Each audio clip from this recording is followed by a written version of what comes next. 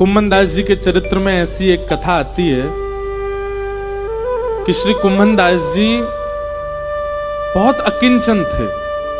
उनके घर में धन संपत्ति नहीं थी। ठाकुर जी साक्षात प्रकट होकर उनकी गोद में बैठ करके खेलते थे। एक दिन ठाकुर जी उनकी गोद में बैठे थे और श्री कुम्भन दास जी तिलक लगा रहे थे।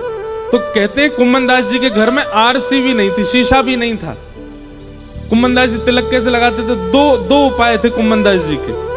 कठौते में जल भरते थे, उसमें अपना प्रतिबिंब देखते थे जल के अंदर, और प्रतिबिंब देख के फिर तिलक लगाते थे। या फिर ठाकुर जी किसी दिन खेलते खेलते उनकी गोद में आ जाते और गोद में बैठे बैठे ठाकुर जी बताते, हाँ कुम्भना यहाँ से सीधो ले चल लगो। अब यहाँ नीचे तो नेक घुमाए दे, अब यहाँ तो नेक ऊपर कर, बीच में यहाँ कोने कर, अब यहाँ कर। ठाकुर जी तिलक लगवाते थे कुम्भन दास जी का।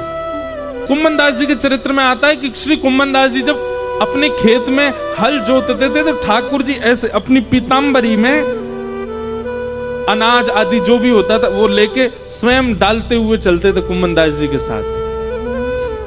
और कुम्भन दास जी ने कभी ठाकुर जी से कोई याचना नहीं की। एक दिन की बात है, कुम्भन दास जी अपने खेत में हल जोत रहे थे, ठाकुर जी पीछे ऐसे उड़ाते हुए चल रहे थे सब बीजों को। इतने में मंदिर का घंटा बजा और जोर जोर से जैसे घंटे बजने लगे तो कुम्भन दास जी ने तुरंत हल छोड़ा, हाथ धोने लगे, पांव में जल डालने लगे, मुख पोंछा और तुरंत मंदिर की ओर भागने लगे। ठाकुर जी बोले, कुम्भना कहां जा रहा है? जय जय दर्शन को समय है गयो, मंदिर जा रहा हूं। बोले, तू भी कुम्भना कैसो बावड़ो, मैं तेरे संग यहाँ खेत में खड़ा हूं, तेरे संग हल जुतवा रहा हूं और तू मंदिर में भाग रहा हूं मेरे दर्शन को। कुम्भन दास जी बोले, जय जय यहां तो आप अपनी इच्छा से आते हो, आज आते हो, कल आओगे कि नहीं इसका कोई प्रमाण थोड़े। और कल मुझसे कोई अपराध हो गया, परसों मुझसे कोई अपराध हो गया तो क्या पता आप मुझसे मिलना ही बंद कर दो। पर मंदिर में तो आपको आचार्यों ने बैठाया, वहां से आप कहीं नहीं जाओगे, इसलिए मंदिर दर्शन में कभी नहीं छोड़ सकता। क्योंकि आप मेरे प्रेम से भले ही यहां आ जाओ, मंदिर में तो आप सदा विराजोगे, इसलिए मैं तो वहीं दर्शन करूंगा। ठाकुर जी संग रहते थे उनके, लेकिन वो फिर भी मंदिर में जाते थे। कभी ठाकुर जी से याचना नहीं करी कि मेरे परिवार को नेक समृद्ध बना दो, मेरे घर पे नेक व्यवस्था करवा दो, कभी नहीं। एक दिन कुम्भन दास जी की गोद में ठाकुर जी बैठे थे तो कुम्भन दास जी की दाढ़ी से खेल रहे थे ठाकुर जी छोटे से। तो ठाकुर जी ने मन में विचार किया, कुम्भन दास के घर में बड़ी दुर्बलता है, मैं कोई राजा के मन को चेताता हूं ताकि वो आधी संपत्ति कुम्भन दास को दे जाए। तो ठाकुर जी एक बड़े बादशाह, एक बड़े राजा के स्वप्न में गए और स्वप्न में जाकर के ठाकुर जी ने आज्ञा कर दी, बोले तेरी मनवांछित इच्छा जो तू चाह रहा है, तेरे महल में ये काम हो जाए, तेरी पत्नी के एक बालक हो जाए, सब पूर्ण हो जाएगा, लेकिन उसके लिए तुझको एक काम करना पड़ेगा। अपनी इतनी संपत्ति गिरिराज जी लेके जा और श्री गोवर्धन में कुम्भन दास जी हैं उनको जाके भेंट करके आ, संपत्ति भेंट करने से तेरे काम पूरे हो जाएंगे। ठाकुर जी की आज्ञा मान करके वो राजा कुम्भन दास जी के यहां गया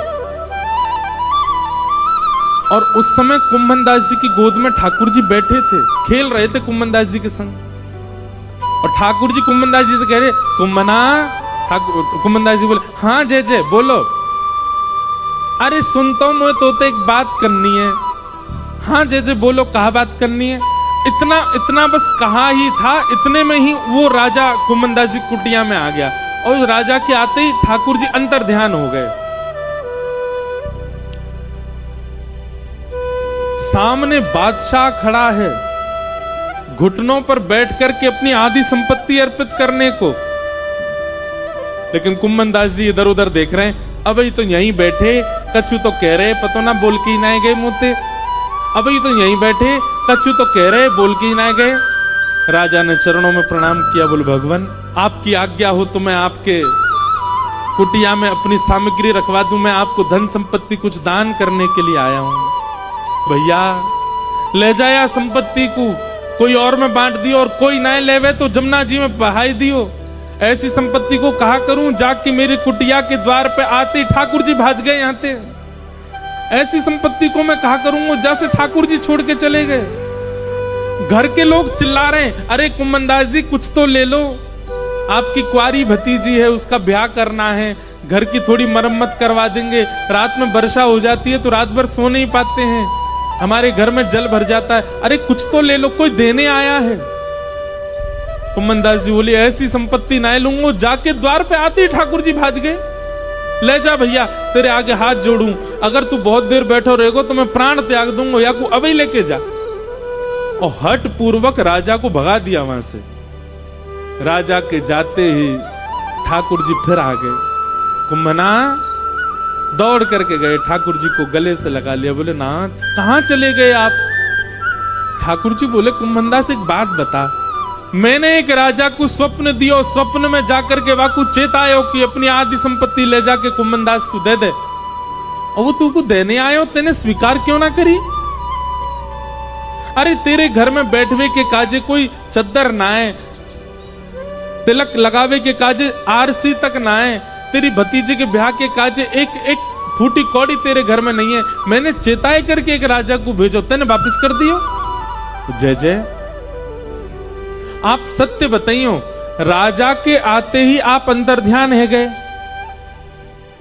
राजा जितनी संपत्ति लेकर के आयो, यदि मैंने वो स्वीकार कर ली होती, अपने घर में धर ली होती, अपने घर में लगा दी होती, तो आपको ये लगती अब तो कुम्भनदास पे खूब संपत्ति आ गई भैया, अब ये अपना घर बना लेगो, सब काम कर लेगो। और आप जो गए थे वो आते ही नहीं लौट करके, पर मैंने उस संपत्ति को स्वीकार नहीं किया तो आप पूछने के लिए दोबारा आ तो गए मेरे घर पे।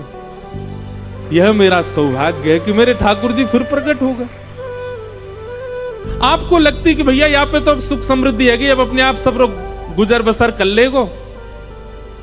अरे लाचार बालक को बार बार मां ध्यान क्यों देती है?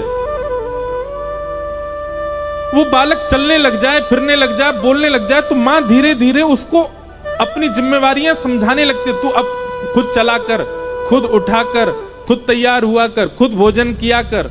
लेकिन वो बालक लाचार ही रहता है, तो लाचार बालक को मां गोद से छोड़ती नहीं। नाथ मुझे केवल एक ही कामना है आपसे कि मुझे कभी संपत्तिवान मत बनाना, मुझे कभी योग्य मत बनाना। क्यों? बोले मैं असंपत्तिवान रहूंगा तो मैं स्वयं को लाचार मानूंगा, और मुझे लाचार जान आप सदा मुझे अपनी गोद में ही रखोगे नाथ, इसलिए मुझे ऐसे ही रहने दो, मुझे योग्यता नहीं चाहिए।